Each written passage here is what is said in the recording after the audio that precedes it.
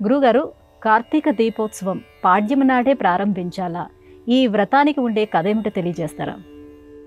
కార్తీక దీపోత్సవం చాలా విశేషమైనటువంటి ఉత్సవం, చాలా గొప్పది అని చెప్పాలి. బ్రహ్మపురాణములో ఈ కార్తీక దీపానికి సంబంధించిన ఉత్సవం ఒకటి ప్రత్యేకంగా చెప్పబడి ఉంది. పద్మపురాణంలో కూడా ఈ వృత్తాంతాన్ని మనం గమనించవచ్చు. దేవశర్మ, అతని కుమార్తె, అల్లుడు, ఈ ముగ్గురి కారకంగా దీపదానం, కార్తీక మాసంలో దీపాన్ని వెలిగించడం అనే అంశాలు వెలుగులోనికి వచ్చాయి.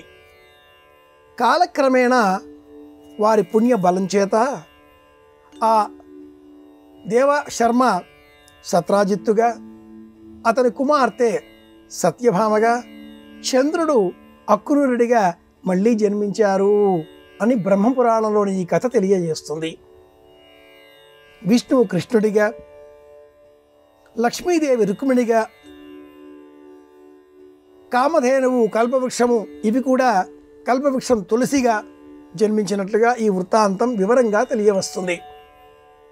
పూర్వజన్మలో సత్యభామాదేవి దీపం వెలిగించిన పుణ్యబలం కారణం చేత ఈ జన్మలో సత్యభామగా జన్మించి సాక్షాత్ కృష్ణుడినే భర్తగా పొందింది.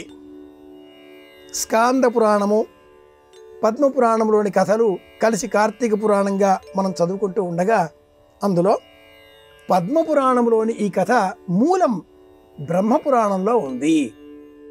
ఒక పురాణంలో ఉండే కథలు మరి ఒక పురాణంలో కొద్దిపాటి మార్పులతో కూడా మనం అనేక పురాణ కథలను గమనిస్తూ ఉంటాం.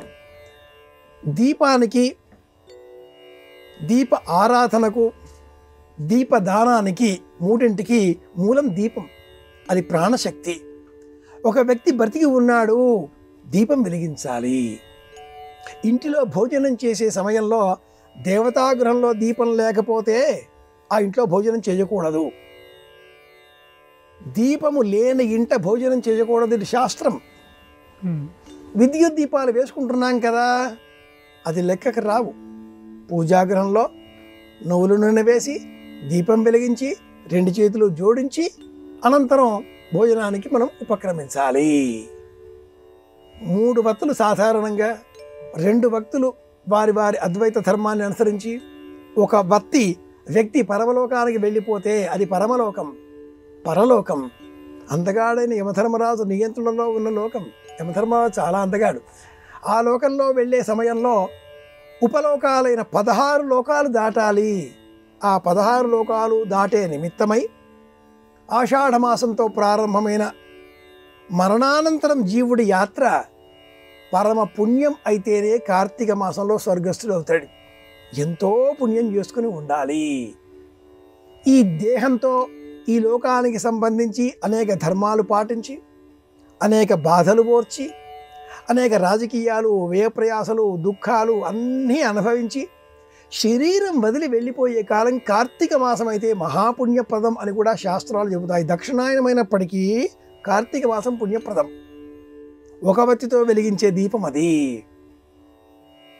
కాబట్టి దీపాన్ని మనం గమనించినప్పుడు ఆ దీపం కారణంగా మనలో జ్ఞానకాంతులు వెలుగుతాయి. అలా వెలువరబడేటటువంటి ఈ జ్ఞానకాంతులు విస్తృతంగా వ్యాపించేటటువంటి తరుణంలో కుటుంబము, రాజకీయాలు, భౌతిక అవసరాలు ఇవేవి జ్ఞాపకం రావు. ప్రాచీనులు తెలివి తెచ్చుకోవాలి, పెంచుకోవాలి, వేదాంతం బాగా రావాలి అంటే దీపాన్ని చూడాలి అంటారు. ఇప్పటికీ కేరళ ఇంకా తీర ప్రాంతాలు కన్యాకుమారి వరకు వెళితే ఆలయాలలో, చాలా ఆలయాలలో అర్చనామూర్తులు ఉండవు, దీపం ఉంటుంది. కేరళ ప్రాంతంలో వేద పఠనం, వేద పారాయణం చేసేవారంతా కూడా ఒక్క దీపస్తంభం, ప్రమిద, 3 వత్తులు వెలిగిస్తారు. లేదా ఒకే వత్తి 3 వత్తులు ఒకే చోట ఒకే దీపంలాగా వెలిగేటట్లుగా ఏర్పాటు చేసుకుని ఆ దీపానికే పుష్పమాలిక అలంకరించి ఆ దీపానికే నివేదన పెట్టి ఆ దీపం ఎదరగా కూర్చొని వేదపారాయణం ప్రారంభిస్తారు. జాతవేదసే సునవా మసోమ మరాతి యతో అంటూ ఆరంభం చేస్తారు. తృతీయస్యామితో దివిసోమ ఆసీద్ తంగాయత్రియాహరతు తస్య పర్ణమచ్ఛిద్యత తత్పర్ణో భవతు తత్పర్ణస్య పర్ణత్వం. వేదపారాయణం అంతా దీపానికే వినిపిస్తారు. అది కార్తీక మాసంలో పాడ్యమి నాడు ప్రారంభం చేస్తే అద్భుతమైన పుణ్యబలం మనకు లభిస్తుంది అని కూడా శాస్త్రం చెబుతుంది. వేదపారాయణ, పురశ్చరణ, వేదాధ్యయనం, సంపూర్ణ కృష్ణ యజుర్వేద పారాయణం సప్తాహ్నిక దీక్షతో పాడ్యం నుంచి సప్తమి వరకు కానీ, పంచమి నుంచి ద్వాదశి వరకు కానీ ఇలా చేసినట్లయితే బలిపాడ్యమి సంపూర్ణంగా మనకు జ్ఞానాన్ని ప్రసాదిస్తుంది అని కూడా చెబుతారు. ఈ వ్రతానికి సప్తర్షి కృచ్ఛ్ర చాంద్రాయణ వ్రతం అన్న పేరు ఉంది. పాడ్యమి నుంచి సప్తమి వరకు లేదా పంచమి నుంచి ద్వాదశి వరకు ఇది ఒక విశేషం.